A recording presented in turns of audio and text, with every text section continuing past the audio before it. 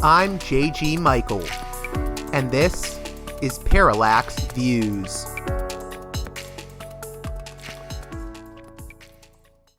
Hey there, Parallax Views listeners. As always, before we begin this edition of the program, I'd like to remind you that you can support my work on Patreon at patreon.com/parallaxviews. One more time, that's patreon.com/parallaxviews. $10 and above supporters get a producer's credit shout out at the end of each and every edition of this show. And also, I'm going to be releasing the latest edition of the Parallax vlog for $5 tier and above supporters tonight, and tomorrow. So you do get some goodies if you support Parallax Views on Patreon, and of course there's the $1 tier, even a dollar helps. So again, patreon.com/parallaxviews. And with that out of the way, boy, do I have an interesting show for you today, dear listener. We're going to be hearing about the CDC's war on opioids from a man with 28 years of experience as a CDC epidemic control specialist, Dr. Charles LeBaron, who is the author of a book that I consider very important, very thoughtful, that recently came out, entitled Greed to Do Good, The Untold Story of CDC's Disastrous War on Opioids, a CDC physician's personal account. I think the title says it all. This is going to be a provocative and, I hope, fascinating conversation for you, the listener, to hear. So with that being said, let's get right to it with Dr. Charles LeBaron. Welcome to Parallax Views, a guest that I'm very, very excited to be speaking with. I find his recent book, Greed to Do Good, The Untold Story of CDC's Disastrous War on Opioids, to be a very interesting and important read. Charles LeBaron, MD, welcome to the show. And I should mention, you're a former Center for Disease Control epidemiologist, which makes this book all the more interesting. How are you doing? I'm doing well, thank you. So let's begin with your personal story, because I think personal testimony is very impactful. Not only did you work at the CDC as an epidemiologist and you've been a physician, but you've also had personal experience with dealing with pain. And maybe you could talk a little bit about that and how it informed this book. Well, it's certainly said in medical school that you learn more from your patients than you do from your books. But what they should have added is you learn more from being a patient than any of either of the two. And in my case, I learned a great deal about opioids quite involuntarily. I got staphylococcal septicemia, which collapsed a bunch of my vertebrae and put me in the ICU, and it was extremely painful. Had meningitis from staph as well. And then in the middle of that, I got disseminated shingles, which is an ulcerative condition of the skin. And that was not quite as painful as advertised from my point of view, because I was in such great pain. Otherwise, it didn't seem like shingles was quite as bad as it was said. But what it did do, having all these ulcerations all over me, has made me very hard to get comfortable in any fashion with my collapsed vertebrae. So it was an enlightening experience, to say the least. It lasted about a couple weeks in the hospital, and then about 6 months at home on intravenous antibiotics. That showed me more about opioids than I had ever learned in school or when I prescribed them to other people. So you can sort of come at this from the perspective of a CDC epidemiologist, although I don't, to be clear, I don't think you dealt with the opioid side of things when you were with the CDC. You've also been a physician and, as you said, a patient who dealt with severe pain. What was the turning point where you felt compelled to speak out and write this book? Well, the turning point was when it was so hard to get pain relief. There's nothing like pain to educate you about what pain is like. From a standpoint of physician, you're always meeting people who are in pain. You develop a certain amount of, I wouldn't say callousness, but you have to have a certain amount of detachment in the face of that. When you're having the pain yourself, it's very difficult to have that equivalent amount of detachment. And what I experienced during my prolonged adventures in pain was that 30 seconds of really excruciating pain will convince you that there are very few things more important in life than being in that level of pain.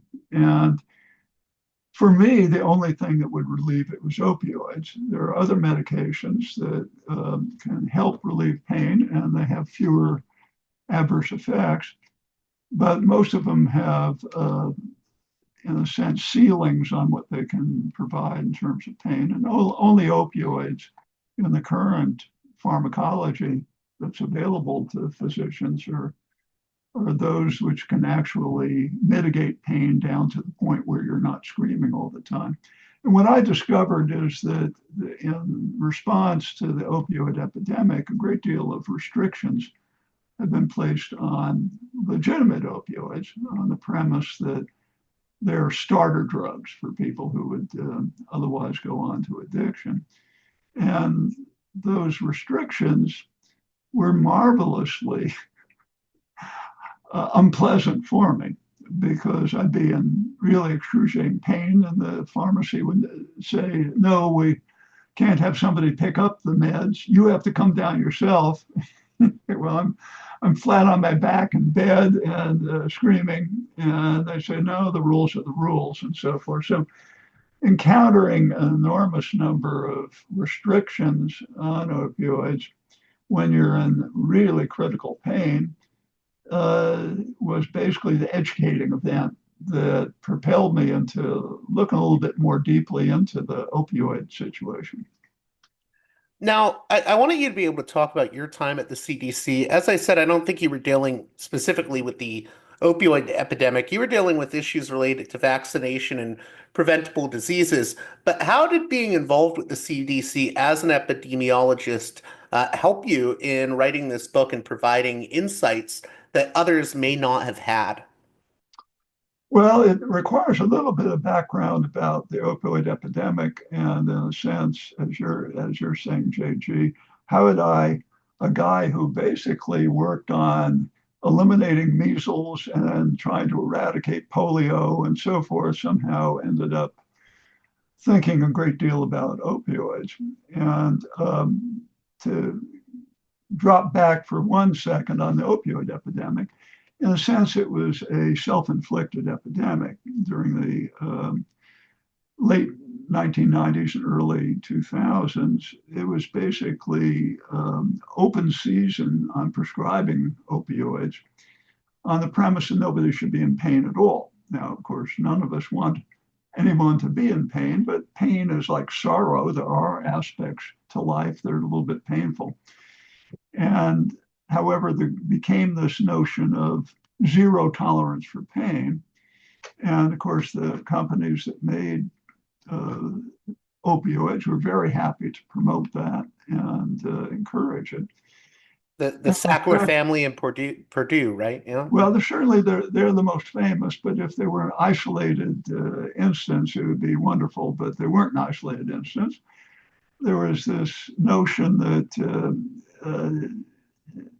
anyone who's in pain should get opioids. And that became almost an ideology, which was very, very profitable for a whole bunch of companies, to the point where if you compared, say, Europe for operations that people got, for the same operation, 5% of Europeans got an opioid and 80% of Americans got an opioid, suggested that there was a different standard of care. I don't think the Europeans are that tougher than we are. They may be a little tougher, but I'm not sure they're that much tougher. And in certain studies, people who reported no pain whatsoever after operations were still getting opioids, just sort of almost as if it were a vitamin O. So we basically allowed a self-inflicted addiction to develop. It became normalized to have opioids, and as a result, a whole bunch of people became functionally addicted to opioids, and with that, more and more people overdosed. Needless to say, the more opioids are a dangerous medication, and a lot of people died. And CDC, which is supposed to handle epidemics, people began concluding we had an opioid epidemic. And CDC decided to jump in because we do epidemics at CDC. And this is coming around to your question, how did I get involved? Well, that's what I did. I was an epidemic control person. And epidemic control, you basically go after the pathogen. You say, okay, what's the harmful external event that's happening here and how we bring it under control? The difficulty with what happened in CDC is the folks, who are my colleagues, who had done a very good job basically limiting pathogens access to human beings, applied the same, in a sense, mindset to opioids. Opioids became treated as if they were pathogens and said, we're going to crack down on them. And in a sense, that's all I did for my 28 years at CDC, crack down on pathogens. So I was very, very familiar with the psychology of how you crack down on pathogens, how you vaccinate people, how you develop immunity, and so forth. The difficulty is when you crack down on opioids, no one ever needed a little bit of smallpox or a little bit of measles to get along. And no one found that, polio was absolutely essential for their well-being. The difficulty is opioids fall into a whole different category. There are legitimate medications which have serious adverse effects. When CDC jumped in, it was basically regarding the opioids as if they were pathogens. And I was very familiar with that psychology because I had basically gone after pathogens. So when I finally came up for air after all my adventures with collapsed vertebrae and so forth, I said, looking at this looks just like what I used to do when we were trying to eliminate measles, except it's attacking opioids. And it was that, in a sense, inside knowledge of the psychology of an institution that allowed me to kind of say, I kind of know what's going on here. It's misapplication of a very good spirit in regard to pathogens into an entirely different zone, and then it malfunctions completely. Can you break down where that psychology of treating opioids as pathogens falls short, or where it can create problems? Well, the problem is, like me, when you have collapsed vertebrae, I needed some opioids to survive. And there are legitimate purposes for which opioids are needed. Can I interrupt you just one Please moment? do. I Yeah. just wanted to say, I mean, th I'm from Pennsylvania originally. I'm in Florida now, Okay. but I was living in Pennsylvania, Pittsburgh, where we saw the opioid epidemic up close in Pennsylvania. And Right. the thing that gets me is it's hard to talk about all of this because on one hand, I have known people that have died because of opioid addiction. I've also Right. known people, though, that now can't get access to the opioid treatments they need to live. And I think most people don't know how to deal with that and talk about it because I don't want to offend anyone, but there are people that need these treatments. Absolutely. The interesting thing is we're in a paradoxical double whammy. We have the people who need it can't get it. The people who really should be helped to get off it have free access. And where this came about is that we created, in a sense, a legal epidemic of opioids, courtesy of the Sacklers and Malin Rhodes and a whole bunch of other companies. And then suddenly we made the country go cold turkey on the legal stuff. Well, take a guess what happened. There are a bunch of entrepreneurs in Mexico who said, I think we can, occupy some of that market.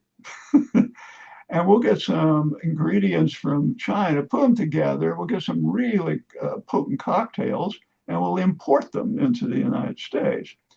As a result, instead of having, which was in the early 2000s, access, if you're an addict or in pain, to FDA scrutinized safe medications, suddenly the people either in pain or addiction, really the only access they could get was to illegal stuff, which became very, very prevalent. And as a result, overdoses right after the CDC implemented its draconian restrictions exploded. And it was a paradoxical thing because here it was, in a sense, with good intentions, CDC decided that they were going to stop the opioid epidemic by restricting access to legal stuff. The result is everybody went to the illegal stuff, and the very thing that they were trying to prevent, which was overdoses, quadrupled. That's not good in public health when you make things 4 times worse. So you mentioned with regards to the psychology of, okay, so we're going to go after the pathogen. In this case, the opioid is the pathogen. Is it fair to Right. say that there's something that almost feels like it's pseudo-scientific to say, oh, well, we're going to treat this just as a pathogen. Do you think there was a big mistake made by the CDC in doing that? Well, I am applying Freudian tactics to my old institution, which I am very, very loyal. And I'm like a army guy who comes out of a war or battle saying that was really mishandled and we have to improve the army to make it better. I believe very much in CDC and what it does. And it's under attack now, and I'm a great defender of it. However, it makes mistakes. And the mistake was one of attitude in many ways. And the people who are in charge had very distinguished careers in either eradicating or limiting pathogens. So what happens in the army, as I understand, but certainly in public health, you're always fighting the last battle. If you won the last battle, you say, well, I'm just going to apply the tactics to the next battle. And so the mentality, it's no dishonor faced with a difficult situation to use what tactics have been successful in a different environment and apply them. There's no dishonor in that. Where the dishonor comes is when things get worse and worse and worse, and you just keep doing the same thing, and which is what happened. CDC basically went on for 6, 7 years with this exploding overdoses and didn't budge because it had this sense that you have to be tenacious about your tactics, and sooner or later things will get better. Well, they didn't get better. I And think that that's a was, better way to put it. It's not even an issue of like us taking a pseudoscientific approach. It's that, you're fighting one battle the way you fought the previous battle, and in this case, the tactics used in the previous battle don't work in the current one. right, exactly right. And as I understand, this is studied all the time at West Point and Annapolis and so forth. It should be studied, and that was what I had in mind when I wrote the book. It should be studied in public health because, for instance, the CDC director, who was basically the motivating person on this, had a really distinguished career in India, probably saved hundreds of thousands of lives in India through a tactic called directly observed therapy. The problem in TB is that people don't take their meds, and then you get resistant TB and it spreads. So he insisted anybody who had TB had to be observe taking their meds and the right meds. So it was a coercive approach. And it worked well. They saved hundreds of thousands of lives. Comes to the US, they think, well, that worked. I think I'll apply this to opioids. And no, didn't work. Had the opposite effect. So you're arguing that the CDC's opioid guidelines, which were intended to save lives, and I think that was really the intent, have in some ways worsened the crisis. It's a very tragic paradox. Walk us through how that happened. What specifically about the CDC's opioid guidelines led to problems? Well, they took a look at the situation, which was quite correct. Their examination of the situation is correct. The US was consuming 80% of the opioids in the United States with 5% of the population.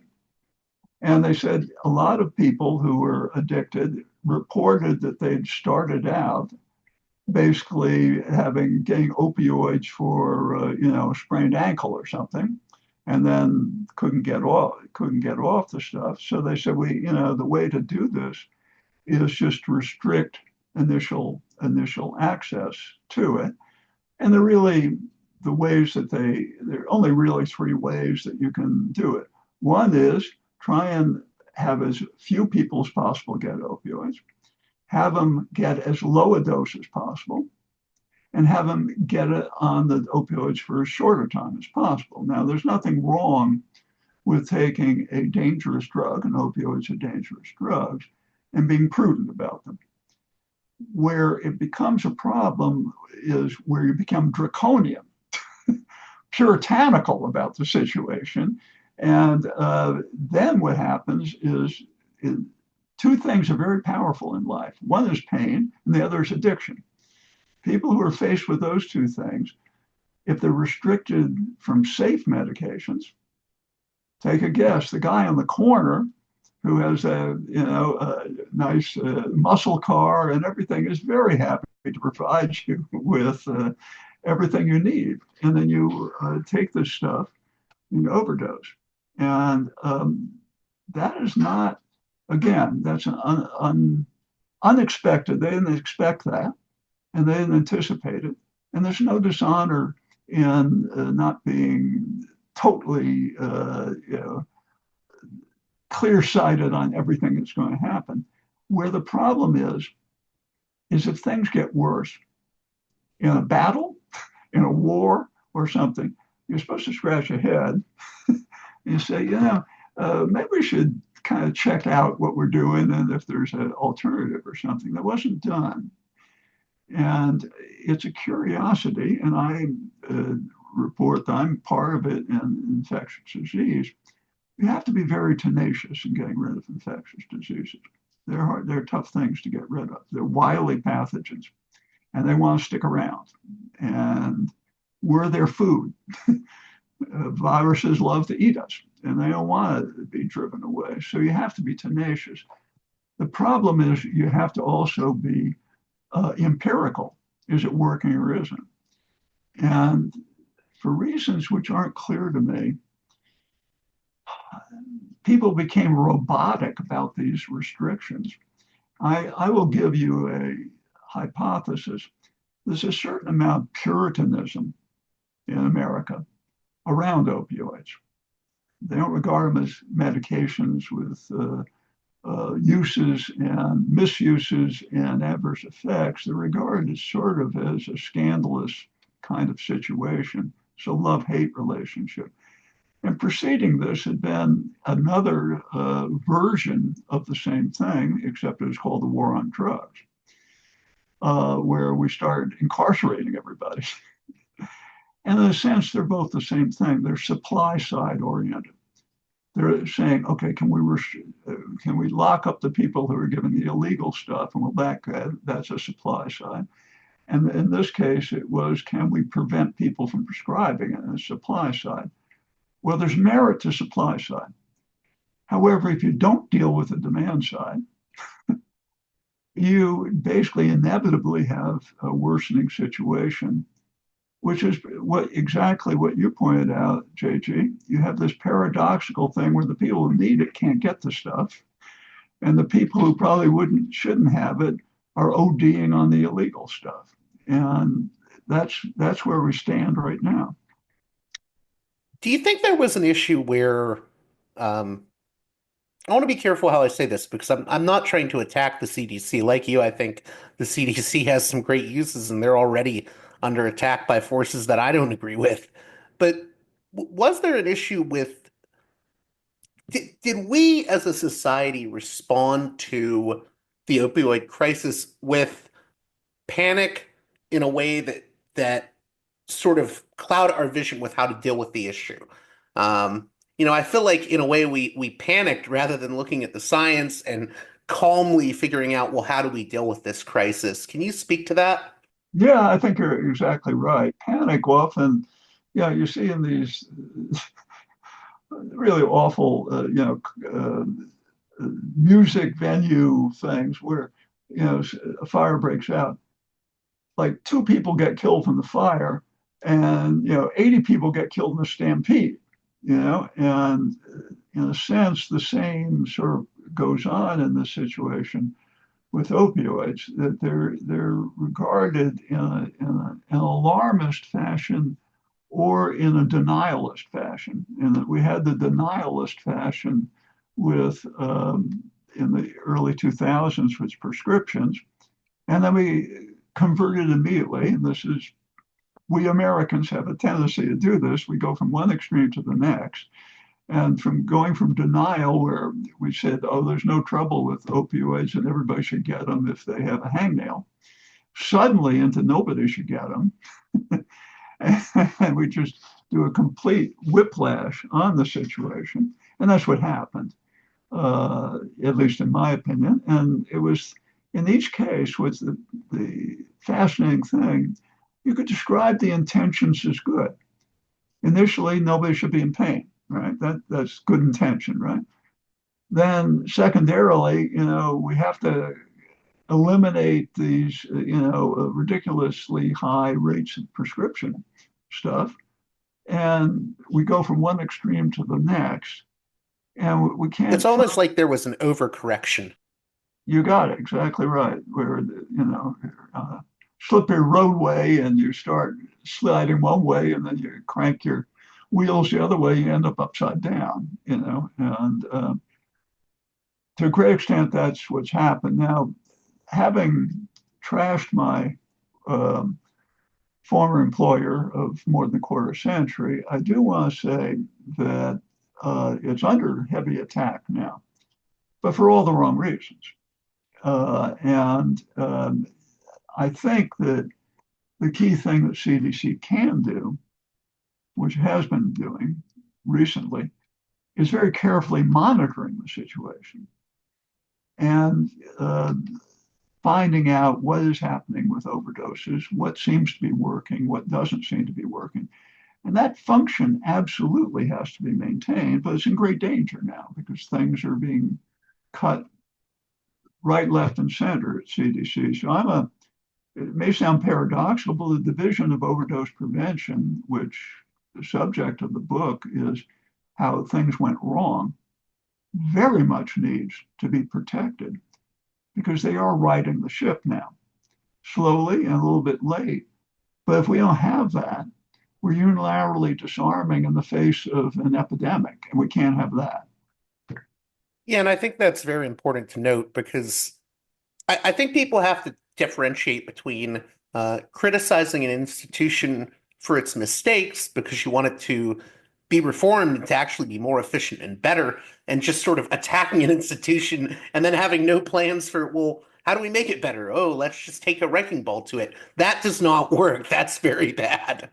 Exactly right, JJ. You're putting your finger on it. The irony of the thing is that I published this book, which is very, very critical of what CDC did, and then the CDC came under attack, and I basically led the demonstration to try and protect the Division of Overdose Prevention from being eliminated. I don't know if we succeeded, but it seems to have survived the most recent cuts.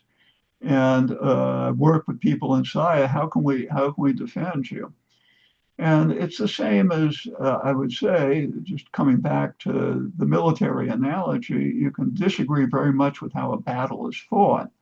But you don't think that basically we should unilaterally disarm in the face of a very serious situation.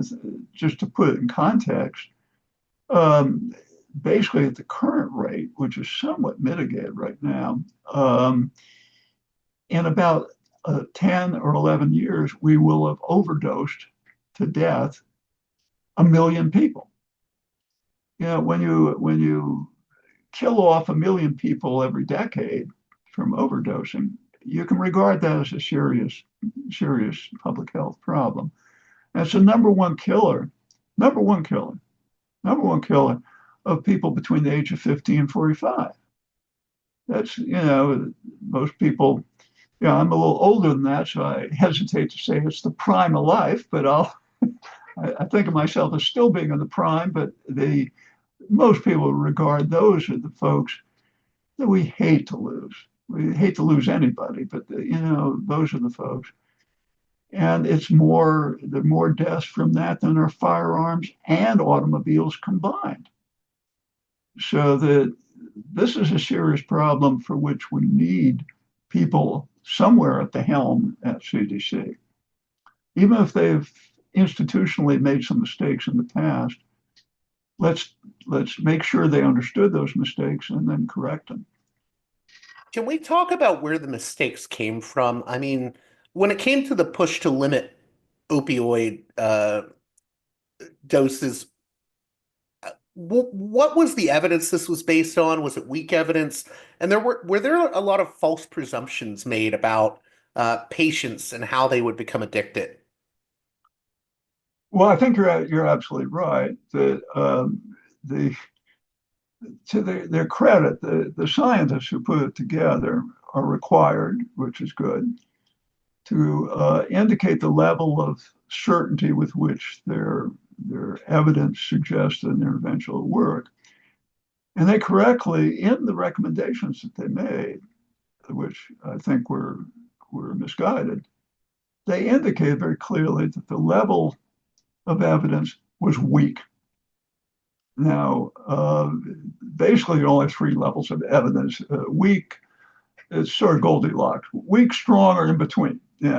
And weak is the lowest category that you can have.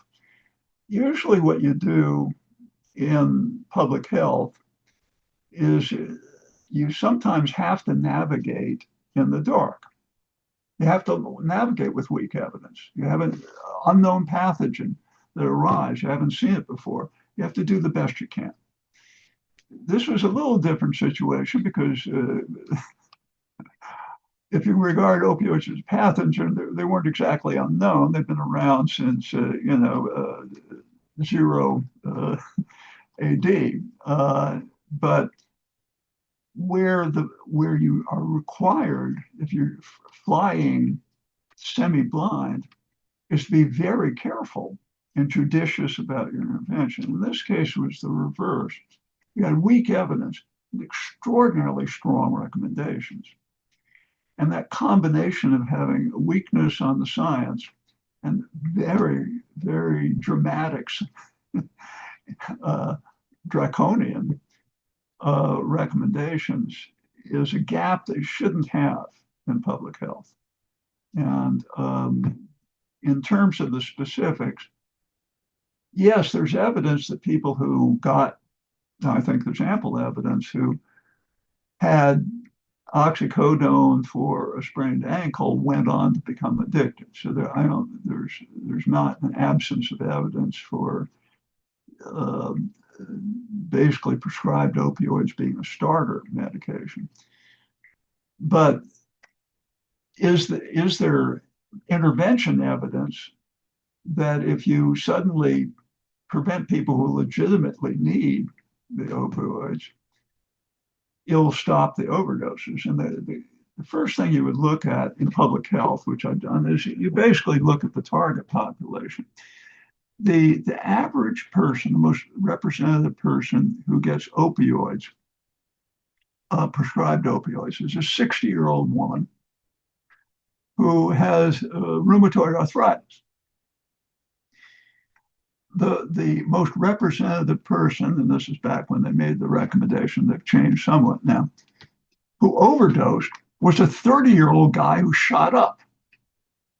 So you immediately had to ask the question, if we're going to prevent the 60-year-old lady from getting her rheumatic pain meds, how is that exactly going to prevent the 30-year-old guy from shooting up?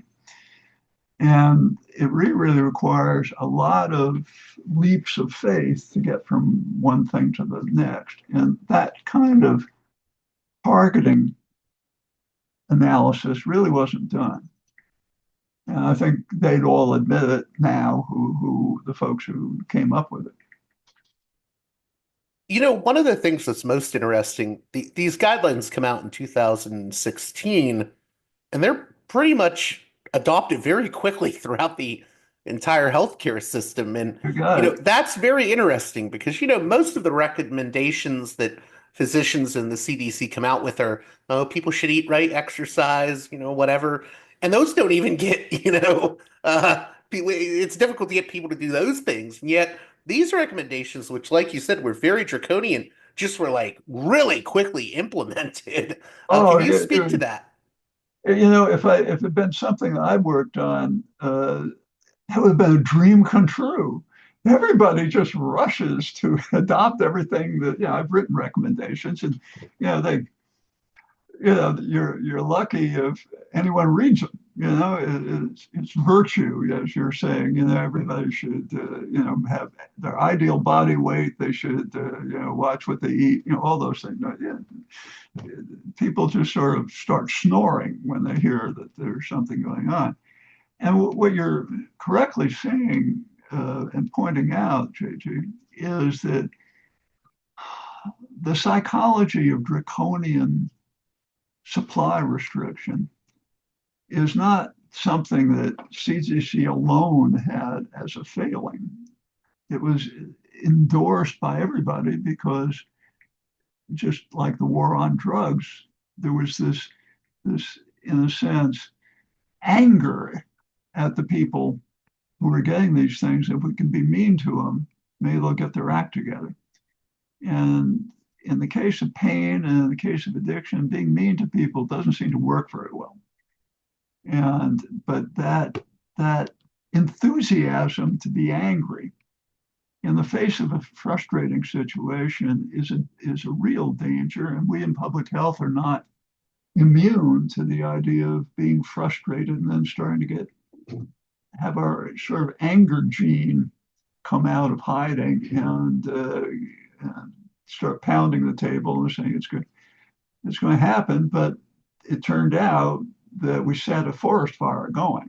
If we were a little angry, by the time we put out the Rex, the whole country was enthusiastically angry. So the title of your book, Greed to Do Good, I want to clarify this because the greed that you're talking about is not, financial motivation type greed. I think you're talking about a certain sense of pride, maybe even this may be a little bit more critical, but like hubris that, can sometimes occur in an agency or an institution. So I think that the CDC was very caught up in its reputation as, we're the world's premier public health agency. And maybe that led to an issue where, hey, we have this belief that we can't do wrong. We're going to take it all on. And I do think Obama's CDC director, Tom Frieden, was very ambitious in his campaigns to go after tuberculosis, to deal with the issue of smoking in public places, etc. But maybe that sort of ambition led to issues when it came to dealing with the opioid crisis. Can you speak to that? No, you're putting your finger on it. Everybody who goes into public health should be ambitious. They should want to get something done. They should be able to, have something to their credit. And all of us want to have something to our credit, that we did something, a bad actor got shown the exit door, from the United States. We don't have to worry about malaria. We don't have to worry about measles. We don't have to worry about things. And that's because I helped do it. So everybody should feel that way. And it's good. Where the problem comes is it becomes sort of a Macbethian situation where you just sort of go overboard and don't recognize that you may be doing more harm than good.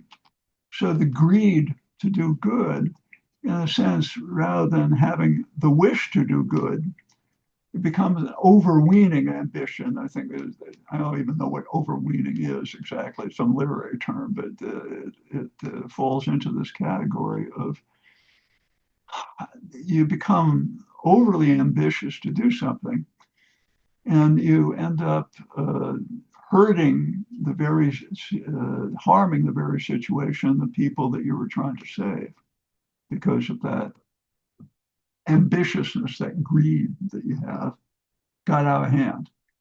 And I think I mean, if you want a more humorous situation, Tom Frieden, who has again saved hundreds of thousands of lives. So I want to put this in a context, and has done an enormous amount of good work. When he was New York City health commissioner, he decided obesity was no good. So he came up with all these rules on how large the soft drink bottles you could have. You couldn't have more than a liter. So, well, needless to say, there's a terrible backlash on that. He wasn't able to restrict the size of soft drink bottles, and he had to retreat very quickly. Unfortunately, with opioids, when he basically did the same thing, instead of he was basically doing the soft drink restriction on opioids. We didn't back off that fast. And a lot of people drink soft drinks. And so there's a large population or fewer people who need opioids, in particular people who are really in really terrible pain or don't run out and contribute to, they're lying in their bed, so they can't contribute to campaigns, political campaigns very easily, so they can't get back at you. And the result of that, in a sense, greed to do good, which is, I think, prevalent in the both the initiation of the opioid epidemic with this desire to eliminate any vestige of pain anywhere in anybody, and then the greed to do good on we're going to stop all prescribing that shouldn't be prescribed. Both of those backfired very, very badly. And we've whiplashed back and forth. And that was the notion of the title of the book, taking a little bit of what was the Wall Street with Michael Douglas, and greed is good. In this case, it was greed to do good, not financial. Well, of course, the Sacklers had a lot of financial stuff, but the initial, let's not have anybody in pain, and then let's not have anybody prescribed opioids, were a whiplash, greed to do good, and it has backfired terribly. You mentioned something really interesting that, the typical person who's having an overdose, 30-year-old male taking illicit medication. The most typical person who's getting chronic opioids for pain would be a 60-year-old woman with a variety of rheumatological conditions. Now, that's really interesting that you brought that up because a lot of people will say to me, what does it matter? Opioids have done so much harm. Maybe we should have this draconian crackdown on opioids. And I'll say, well, what you're doing is you're actually normalizing illegal acquisition of Yeah, right, opioids. Ultimately, pain is a big motivator. And, once you make these things impossible to get for people that really need them, they're going to find ways to get them. They'll say, I know a guy. And I have to tell you a story real quick, and then I'll let you go right. on. But, I had a friend who needed opioid medications, and they were worried about being taken off of them, just cold turkey. And they said, if I have to find some guy, I'll find some guy. And, Right. people don't look at it that way. They don't realize that, it can lead to people going after opioids in an illegal way or getting these medications in a legal way. Yeah, and the danger is you're pointing out, in contrast to prohibition, nobody ever died of their first shot of speakeasy gin, right? But a whole bunch of people have died of their first pill from the one of the cartels, uh, fentanyl. So that you have to be very careful with these things that you don't propel people into the illegal market where all the overdoses, very few overdoses now occur from legal prescribed opioids. It's very tiny percent. Almost all of them are from the illegal market that in a sense we've propelled people into by making people who have legitimate needs for opioids almost impossible to get them. Can you also speak to the differences between addiction versus dependence versus pain relief and just the issue of how exaggerating the risk of addiction can also become its own problem? Well, addiction is a legitimate problem. The Yeah, difficulty I'm with, not trying to underplay that. I hope it didn't no, I sound know that you're way. not. I know you're not. Is a legitimate issue, but the thing that is curious about it is dependence is a physiologic phenomenon where your body basically becomes dependent upon this exogenous opioid coming in from the outside, and that has physiologic consequences. And particularly if you're taken off the meds, you go into withdrawal and so forth. That's a medical and physiologic. Addiction has much more sociologic overtones, where the implication is that you're doing harm to yourself in some fashion or another. And the usual harms that are mentioned are, loss of employment, not doing well with your kids, a whole your life sort of going south. The difficulty with that is that a lot of those consequences arise from the illegality of the opioids that you're getting, and the fact that you can't get them otherwise, so that you end up in a criminal environment and so forth. To some extent, that's a circular reasoning on the situation because you have a problem because you have a problem. And we're going to stop the problem by making you unable to get the opioids, in which case you resort to less than satisfactory means. The difficulty with all that is that how you get out of that tangle. And the first thing you have to do on any of these situations is say, what does work? And I'm going to be very emergency room type guy on this thing, which is a different issue. We have a mass poisoning. We have 100,000 people dying a year of a poison, most of which is brought in from imported poison, as a matter of fact. If you have a mass poisoning, you need a mass availability of antidotes. There's an antidote. It's cheap. It's easy to get. It doesn't cost much. We should have a mass availability of the antidote at a level of the mass poisoning that we're undergoing. So that's just pure mitigation of the situation. Doesn't deal with the underlying problem. But it's certainly nice when a college freshman doesn't die because he took a pill that somebody handed him. You don't want people dying 100,000 things. So the first thing you got to do is try and reduce the level of mortality, the death rate.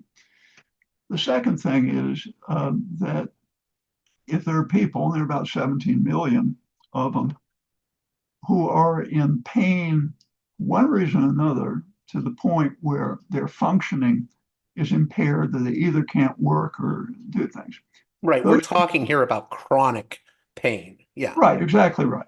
Not somebody who just came out of having an appendectomy. They're going to get some opioids. It usually isn't too much of a problem getting a one-day supply or something of opioids. But people who've um, gone through terrible accidents, come out of a war or whatever, and have really terrible pain. They should have access to it, and it shouldn't be. We shouldn't apply the standards that CDC, for instance, came up with. You have to get. Matter of fact, at one point they were trying to get everybody off opioids. Everybody, zero. Well, it's just not a useful goal because you're just inflicting misery on the thing. So those folks, and they're about 17 million estimate. It could be more, it could be less. They should have access to prescribed medications under a well-monitored medical situation. So that's number two. Number three, if you're going to come up with recommendations on the use of opioids, it shouldn't come from law enforcement agencies. It shouldn't come from bureaucrats at CDC or elsewhere. It should come from the organizations that have expertise in dealing with pain and with addiction. And there are societies, and they come up with recommendations or variants with CDC, but they're much more reasonable because they know exactly how to deal with these issues. The final element is that you have basically a population of folks who are addicted, and that is estimated in the 2 or 3 million things. If you really wanted to do something about the cartel profits, if that's important, we remember we're always talking about the demonic cartel, and they are pretty demonic.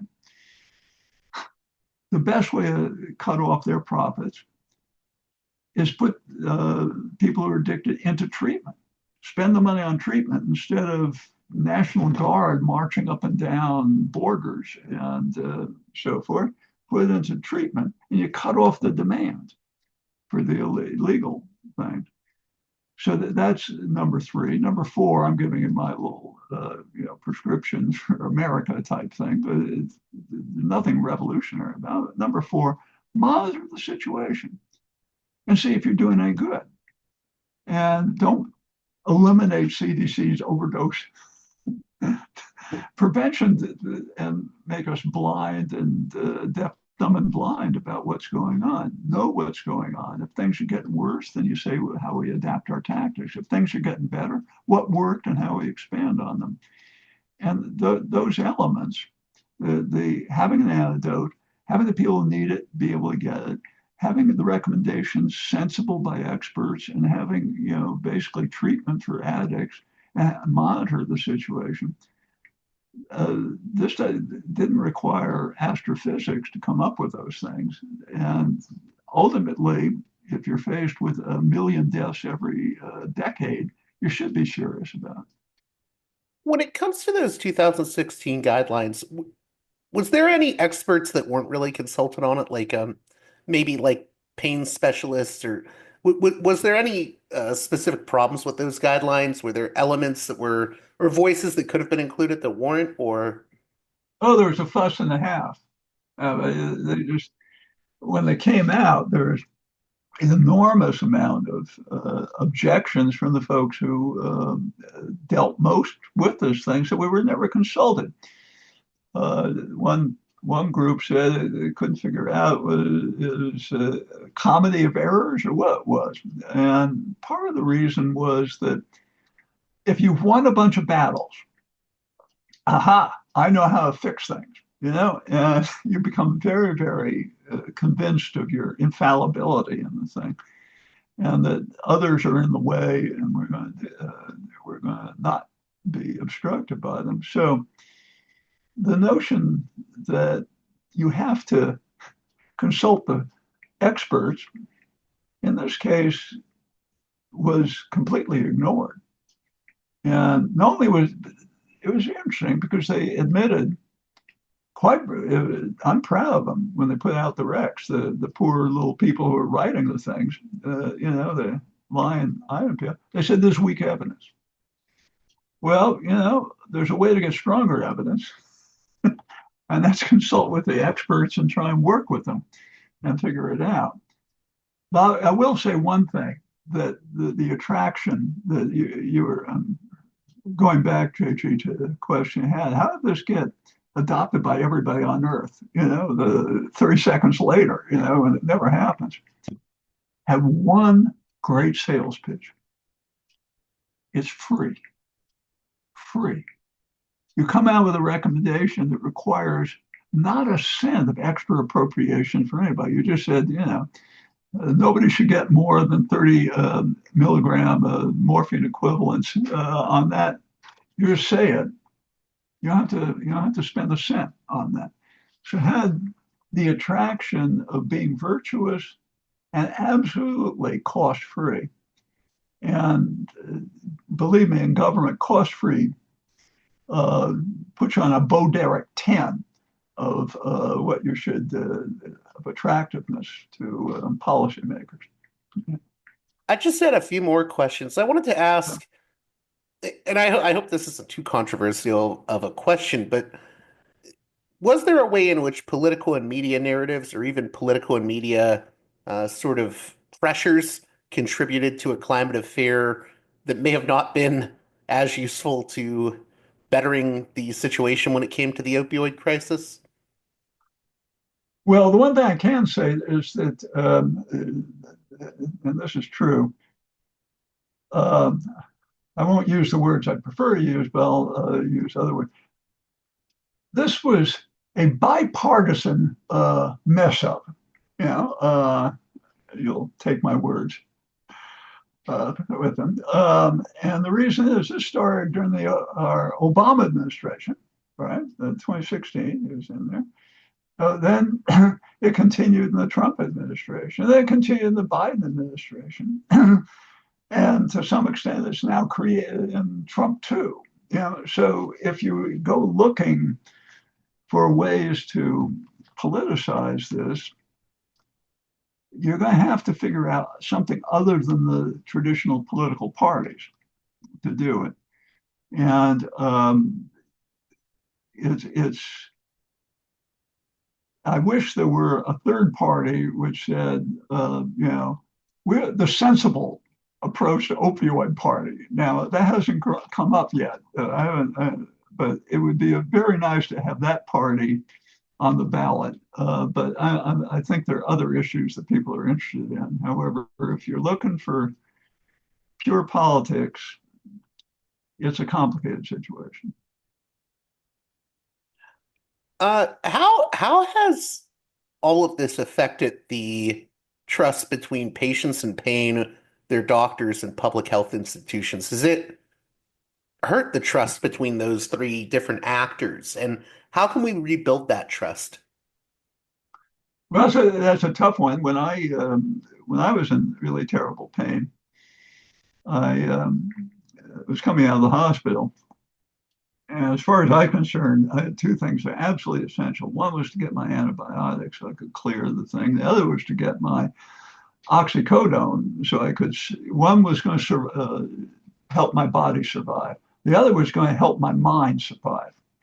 And both were equally important to me. And you live in your mind even more than your body in some ways. And so when I was going to be discharged, I spoke to my primary care doc. I said, well, of course, I'm, going to need both of those. He said, well, no, there's no trouble getting, the antibiotic. And I said, but there's something else, Well, we can talk about that. And I won't reproduce some of the internal words that I was using when I was thinking about that. But basically, I went doctor shopping until I found somebody who would prescribe the meds that I needed on the thing. So the effect of these rules have been very actually tough on docs as well. I'm a doc, remember, I prescribed opioids, so I know it from the other side. If you I have wanted to ask you about that because I feel like doctors have actually been negatively impacted by this too, in ways that we overlook. I mean, I think about the patients in pain first, but even the doctors have been impacted. well, no, in a very negative sense. And it's created a culture of fear because what happens, because these got widely adopted, the DEA and others, and I think you can't fault them quite as much as you can CDC. So, well, look, we'll just regard these guidelines as what the norm should be. And if you're prescribing more, then you're a problem. And if you're prescribing a lot more, then we need to arrest you and take your license away. And you're basically a connection. You're not a doc. And of course, there are docs who do that. So it isn't like that's a non-existent problem. But when you have such draconian rules, and you see other doctors being arrested for exceeding the guidelines, you say, look, I got some mouths to feed and a kid to go to college and all this thing. Yeah, this guy's in pain, but he can handle it. He's just getting the max that the guidelines say. And that undermines the entire trust between doctor and patient, because the doctor is supposed to represent not themselves, they're supposed to represent the patient. And what I will say is that the interesting thing about this is that looking into the data, in the early 2000s, there was the opposite effect, though not legal.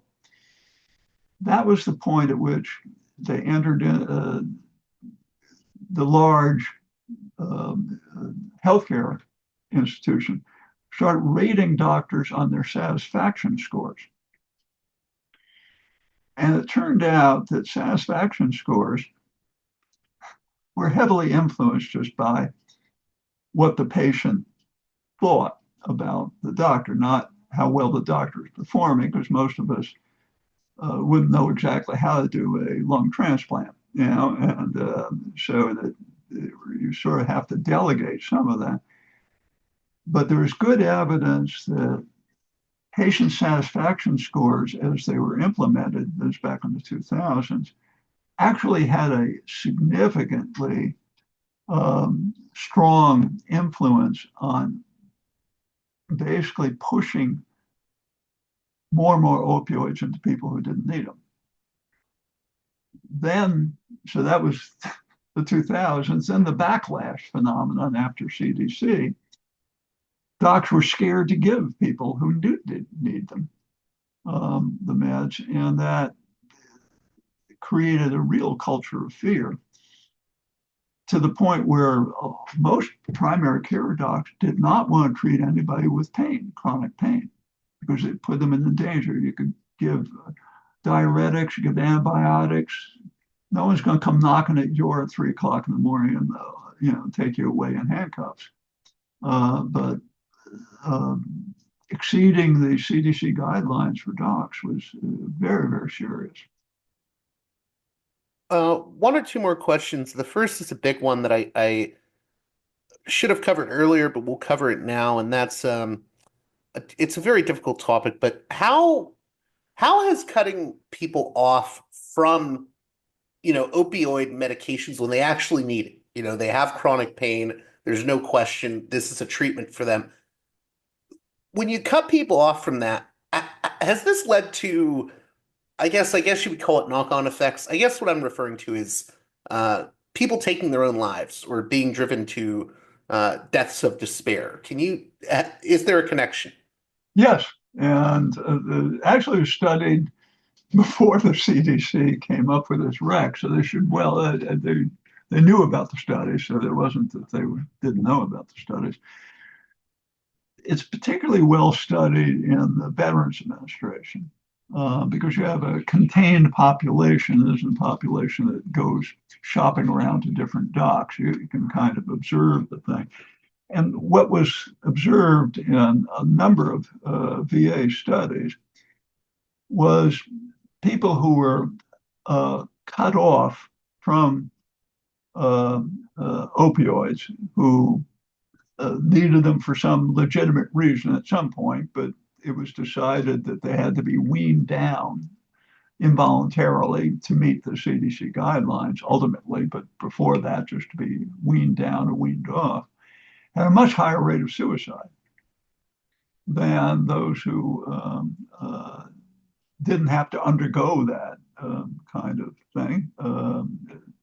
It's called involuntary reduction. And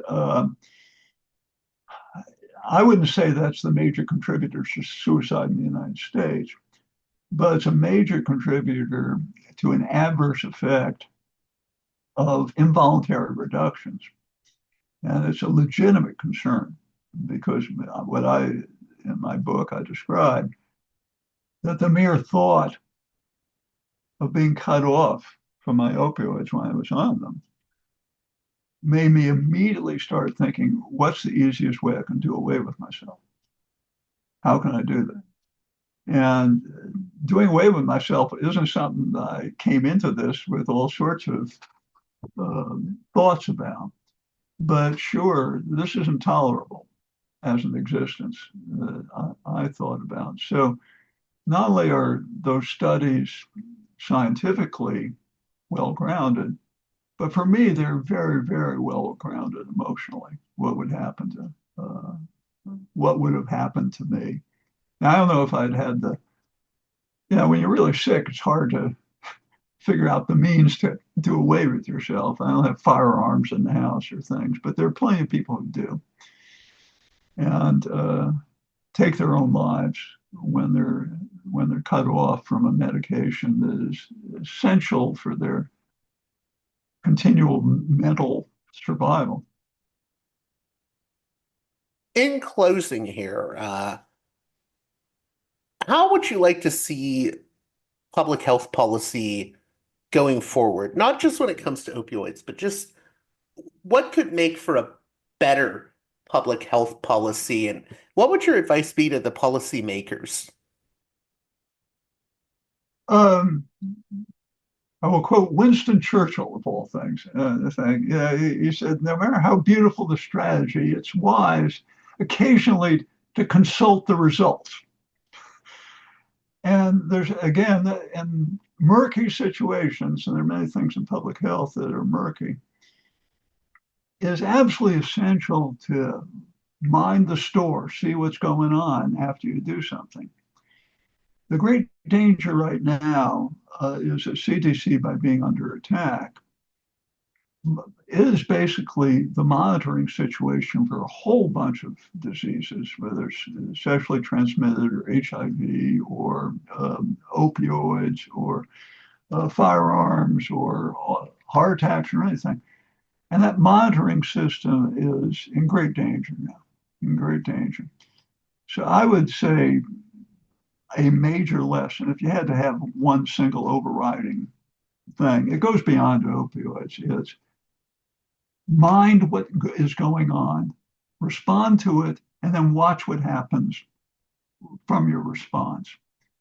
And if we're rendered radarless in any situation, or we refuse to look at the radar, that's our greatest danger. And in closing, what do you hope my listeners get out of this conversation? And what do you hope they get out of the book, Read to Be Good? What's the one big takeaway you want people to take from all of this? Good intentions, if pursued greedily, can produce bad effects. And the most important thing is, are you actually interested in the outcome? If you're interested in the outcome, you'll be watching that very carefully. If you're not interested in the outcome, you're going to pursue things into the ground. And that goes for opioids and it goes for almost any health condition. But for opioids, it became very real for me. And that's why I decided, hey, I think I'll publish this thing. And I want to thank you so much, Charles LeBaron, for coming on Parallax Views. And I want everyone to read this book. I think it's a very important book, especially if you're interested in public health policy. I think it's extremely important. And I just want to say this personally. Like I said, I've known people that have suffered from deaths due to the opioid crisis. I also know people that can't get the treatments they need now, or have had trouble in past years because of this. So I think your book is really important. Thanks, JJ. This edition of Parallax Views is brought to you by the $10 and above tier supporters of Parallax Views on Patreon. So, with that in mind, producers credit shoutouts to Galen, Matt, Gunnar, Mark, Simon, Alexander, Catherine, G, Tilo, Emilia, Jeremy, Jeff, WV, John, Bert, Brian, Elliot, Michael, Brace, James, Nick, Mersham, Galen, Gareth, Arlen, Bo, Christopher, Michael, Gigadelic Media, Will, Chance, Chase, Dan, Big Bob, David H, Y, Kellerman, Sadeed 13, Kathleen, David, Ava, Bob, The West Bank Robbery Podcast, Jamie, Enoch, Gary, Max, Ishtofer, James, Martin, Matthew Ho, Brian, Nobody, Thomas, and Dano. And now on to the show. Well, that does it for this edition of Parallax Views. As always, please consider supporting me on Patreon at patreon.com/parallaxviews. One more time, that's patreon.com/parallaxviews. And with that being said, until next time, you've been listening to Parallax Views with Parallax Views to Parallax Views with Parallax Views. The way out is not simply to say, don't do it, just to prohibit. It's nothing else. If we don't do it, others will be doing it like crazy. So, we have to confront the problem. But no, basically, I know of the great anxieties, problems, new forms of control, but it's also new forms of freedom. This is why I always emphasize that internet and all this new digital stuff, it's a very ambiguous phenomenon, but it's the field of struggle. New forms of enslavement, but at the same time, new incredible forms of freedom. We have to accept the fight with no nostalgia for old, allegedly more authentic communities or whatever. I'm not afraid. I'm not afraid. I'm not afraid. I'm not afraid.